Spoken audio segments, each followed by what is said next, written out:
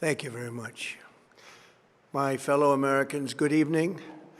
Let me begin by congratulating the team at NASA and our brave astronauts on the successful launch of Artemis II. It was quite something. It will be traveling further than any manned rocket has ever flown and will very substantially pass the moon, go around it, and come back home from a distance that has never been done before. It's amazing. They are on the way, and God bless them. These are brave people. We want to God bless those four unbelievable astronauts. As we speak this evening, it's been just 1 month since the United States military began Operation Epic Fury, targeting the world's #1 state sponsor of terror, Iran. In these past 4 weeks, our armed forces have delivered swift, decisive, overwhelming victories on the battlefield, victories like few people have ever seen before. Tonight, Iran's Navy is gone. Their Air Force is in ruins. Their leaders, most of them terrorist regime they led, are now dead. Their command and control of the Islamic Revolutionary Guard Corps is being decimated as we speak. Their ability to launch missiles and drones is dramatically curtailed, and their weapons, factories, and rocket launchers are being blown to pieces. Very few of them left. Never in the history of warfare has an enemy suffered such clear and devastating large-scale losses in a matter of weeks. Our enemies are losing, in America, as it has been for 5 years under my presidency, is winning, and now winning bigger than ever before. Before discussing this current situation, I also want to thank our troops for the masterful job they did in taking the country of Venezuela in a matter of minutes. That hit was quick, lethal, violent, and respected by everyone all over the world. After rebuilding our military during my first term, we have by far the strongest military anywhere in the world. And now we're working along with Venezuela and are, in a true sense, joint venture partners. We're getting along incredibly well in the production and sale of massive amounts of oil and gas, the second largest reserves on Earth after the United States of America. We're now totally independent of the Middle East, and yet we are there to help. We don't have to be there. We don't need their oil. We don't need anything they have, but we're there to help our allies. Tonight, I want to provide an update on the tremendous progress our warriors have made in Iran and discuss why Operation Epic Fury is necessary for the safety of America and the security of the free world. From the very first day I announced my campaign for president in 2015, I have vowed that I would never allow Iran to have a nuclear weapon. This fanatical regime has been chanting death to America, death to Israel for 47 years. Their proxies were behind the murder of 241 Americans in the Marine barracks bombing in Beirut, the slaughter of hundreds of our service members with roadside bombs. They were involved in the attack on the USS Cole, and they carried out the countless other heinous acts, including the just horrible, bloody atrocities of October 7th in Israel, something that most people have never seen anything like it. This murderous regime also recently killed 45,000 of their own people who were protesting in Iran. 45,000 dead. For these terrorists to have nuclear weapons would be an intolerable threat. The most violent and thuggish regime on earth would be free to carry out their campaigns of terror, coercion, conquest, and mass murder from behind a nuclear shield. I will never let that happen, and neither should any of our past presidents. This situation has been going on for 47 years and should have been handled long before I arrived in office. I did many things during my 2 terms in office to stop the quest for nuclear weapons by Iran. First, And perhaps most importantly, I killed General Qasem Soleimani in my first term. He was an evil genius, brilliant person, a horrible human being, however, the father of the roadside bomb. And he lived just horrible, what he did. Iran would have been perhaps in far better, stronger position. Had he lived, we would have had probably a different conversation tonight. But you know what? We'd still be winning and winning big.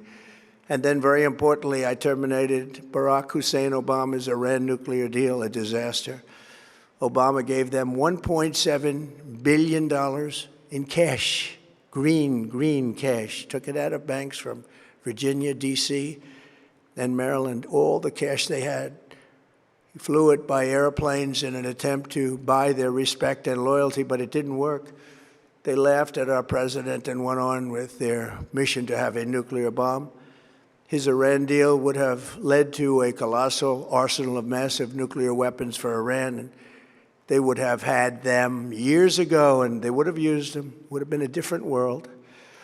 There would have been no Middle East and no Israel right now, in my opinion, the opinion of a lot of great experts, had I not terminated that terrible deal. And I was so honored to do it. I was so proud to do it. It was so bad right from the beginning.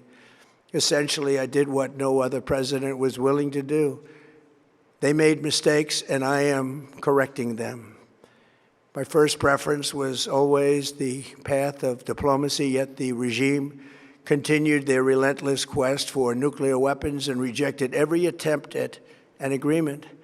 For this reason, in June, I ordered a strike on Iran's key nuclear facilities, an Operation Midnight Hammer. Nobody's ever seen anything like it. Those beautiful B-2 bombers performed magnificently. We totally obliterated those nuclear sites. The regime then sought to rebuild their nuclear program at a totally different location, making clear they had no intention of abandoning their pursuit of nuclear weapons. They were also rapidly building a vast stockpile of conventional ballistic missiles and would soon have had missiles that could reach the American homeland, Europe, and virtually any other place on Earth. Iran's strategy was so obvious. They wanted to produce as many missiles as possible, and they did, with the longest range possible. And they had some weapons that nobody believed they had. We just learned that out. We took them out. We took them all out so that no one would really dare stop them. And their race for a nuclear bomb, a nuclear weapon like nobody's ever seen before. They were right at the doorstep. For years, everyone has said that Iran cannot have nuclear weapons, but in the end, those are just words if you're not willing to take action when the time comes. As I stated in my announcement of Operation Epic Fury, our objectives are very simple and clear. We are systematically dismantling the regime's ability to threaten America or project power outside of their borders. That means eliminating Iran's Navy, which is now absolutely destroyed, hurting their Air Force and their missile program at levels never seen before, and annihilating their defense industrial base. We've done all of it. Their Navy is gone. Their Air Force is gone. Their missiles are just about used up or beaten. Taken together, these actions will cripple Iran military, crush their ability to support terrorist proxies, and deny them the ability to build a nuclear bomb. Our armed forces have been extraordinary. There's never been anything like it militarily. Everyone is talking about it, and tonight I'm pleased to say that these core strategic objectives are nearing completion. As we celebrate this progress, we think especially of the 13 American warriors who have laid down their lives in this fight to prevent our children from ever having to face a nuclear Iran. Twice this past month, I've traveled to Dover Air Force Base, and it's been something. I wanted to be with those heroes as they return to American soil, and I was with them and their families, their parents, their wives, their husbands.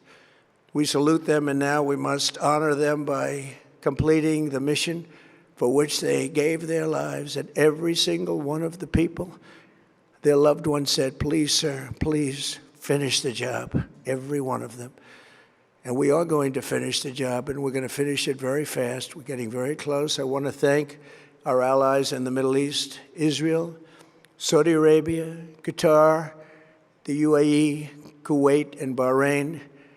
They've been great, and we will not let them get hurt or fail in any way, shape, or form. Many Americans have been concerned to see the recent rise in gasoline prices here at home. This short-term increase has been entirely the result of the Iranian regime launching deranged terror attacks against commercial oil tankers in neighboring countries that have nothing to do with the conflict.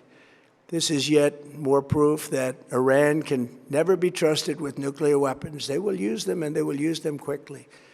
It would lead to decades of extortion, economic pain, and instability worse than we can ever imagine.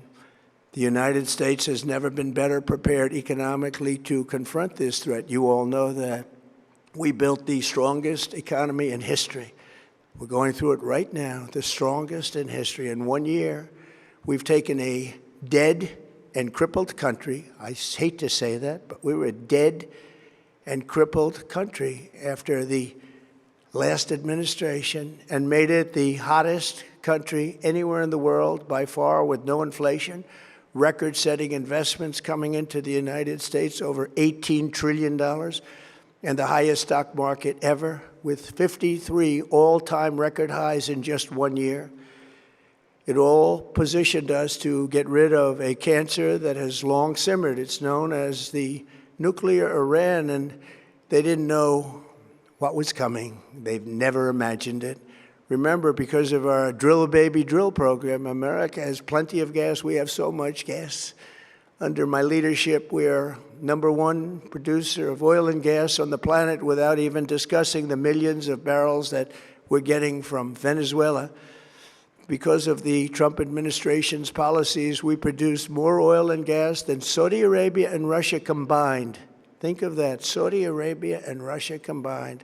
And that number will soon be substantially higher than that. There's no country like us anywhere in the world, and we're in great shape for the future. The United States imports almost no oil through the Hormuz Strait and won't be taking any in the future. We don't need it. We haven't needed it, and we don't need it. We've beaten and completely decimated Iran. They are decimated, both militarily and economically and in every other way. And the countries of the world that do receive oil through the Hormuz Strait must take care of that passage. They must cherish it. They must grab it and cherish it. They can do it easily. We will be helpful, but they should take the lead in protecting the oil that they so desperately depend on. So to those countries that can't get fuel, many of which refuse to get involved in the decapitation of Iran, we had to do it ourselves. I have a suggestion. #1, buy oil from the United States of America. We have plenty. We have so much. And #2, build up some delayed courage. Should have done it before. Should have done it with us, as we asked. Go to the Strait and just take it, protect it, use it for yourselves. Iran has been essentially decimated. The hard part is done, so it should be easy. And in any event, when this conflict is over, the Strait will open up naturally. It'll just open up naturally. They're going to want to be able to sell oil because that's all they have to try and rebuild. It will resume the flowing, and the gas prices will rapidly come back down. Stock prices will rapidly go back up. They haven't come down very much, frankly. They came down a little bit, but they've had some very good days over the last couple of days.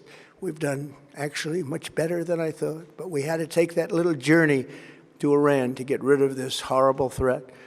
With our historic tax cuts, where people are just now talking about receiving larger refunds than they ever thought possible, they are getting so much more money than they thought. That's from the great big beautiful bill. Our economy is strong and improving by the day, and it will soon be roaring back like never before. It will top the levels that it was a month ago. I've made clear from the beginning of Operation Epic Fury that we will continue until our objectives are fully achieved.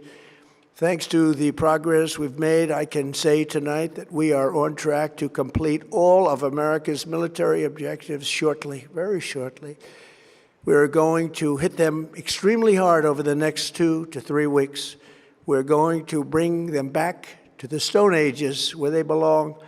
In the meantime, discussions are ongoing. Regime change was not our goal. We never said regime change, but regime change has occurred because of all of their original leaders' death. They're all dead. The new group is less radical and much more reasonable. Yet if during this period of time no deal is made, we have our eyes on key targets. If there is no deal, we are going to hit each and every one of their electric generating plants very hard and probably simultaneously. We have not hit their oil, even though that's the easiest target of all, because it would not give them even a small chance of survival or rebuilding. But we could hit it, and it would be gone, and there's not a thing they could do about it. They have no anti-aircraft equipment. Their radar is 100% annihilated. We are unstoppable as a military force. The nuclear sites that we obliterated with the B-2 bombers have been hit so hard that it would take months to get near the nuclear dust, and we have it under intense satellite surveillance and control. If we see them make a move, even a move for it, we'll hit them with missiles very hard again. We have all the cards, they have none. It's very important that we keep this conflict in perspective. American involvement in World War I lasted 1 year, 7 months, and 5 days. World War II lasted for 3 years, 8 months, and 25 days. The Korean War lasted for 3 years, 1 month, and 2 days. The Vietnam War lasted for 19 years, 5 months, and 29 days. Iraq went on for 8 years, 8 months, and 28 days. We are in this military operation so powerful, so brilliant, against one of the most powerful countries for 32 days. And the country has been eviscerated and essentially is really no longer a threat. They were the bully of the Middle East, but they're the bully no longer. This is a true investment in your children and your grandchildren's future. The whole world is watching, and they can't leave the power, strength, and brilliance. They just can't believe what they're seeing. They leave it to your imagination, but they can't believe what they're seeing, the brilliance of the United States military. Tonight, every American can look forward to a day when we are finally free from the wickedness of Iranian aggression and the specter of nuclear blackmail. Because of the actions we have taken, we are on the cusp of ending Iran's sinister threat to America and the world. And I'll tell you, the world is watching. And when we do, when it's all over, the United States will be safer, stronger, more prosperous, and greater than it has ever been before. May God bless the men and women of the United States Armed Forces, and may God bless the United States of America. Thank you very much, and good night.